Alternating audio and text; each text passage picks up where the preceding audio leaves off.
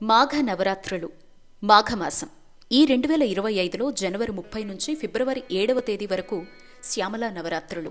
వీటిని గుప్త నవరాత్రులు అని కూడా అంటారు. మాతంగి లేదా రాజశ్యామల ఆరాధనకు చాలా విశేషమైనటువంటి పర్వదినాలు ఈ 9 రోజులు. ఈ 9 రోజుల్లోనే మనకు పంచమి నాడు వసంత పంచమిగా, మదన పంచమిగా, శ్రీ పంచమిగా, సప్తమి నాడు రథసప్తమిగా జరుపుకుంటాం. మన జీవనాధారానికి మన తెలివితో బుద్ధితో బ్రతకగలుగుతున్నామంటే అది సరస్వతి అమ్మవారి ఆశీర్వాదమే. సరస్వతీదేవి తాంత్రిక రూపమే రాజశ్యామల. మన పిల్లలు జ్ఞానవంతులై బుద్ధి తెలివి చక్కని స్థాయికి వారి జీవితంలో ఎదగాలి అనుకున్నా, వృత్తిపరంగా మనం కూడా విజయ సోపానాలు అందుకోవాలి అనుకున్నా ఈ 9 రోజుల పాటు మన జీవన శైలికి తగ్గట్లుగా ఉన్నంతలో ఎవ్వరైనా అమ్మ ఆరాధన చేసుకోవచ్చు. ఇంటిని మనస్సును పరిశుభ్రంగా ఉంచుకొని మితంగా సాత్విక ఆహార నియమాలతో రోజు ఒక ఫిక్స్డ్ టైం అనుకొని అమ్మ ఆరాధన అయితే చేసుకోవచ్చు.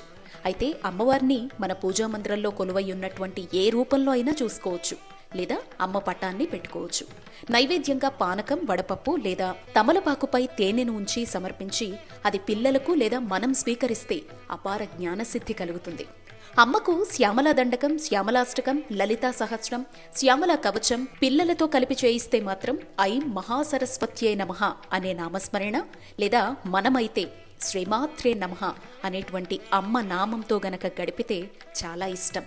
ఆటంకాలు అవాంతరాల కోసం ఆలోచించకుండా ఒక్కరోజైనా అమ్మకెలా దగ్గర కాగలమో ప్రయత్నిస్తే అంతా శుభమే.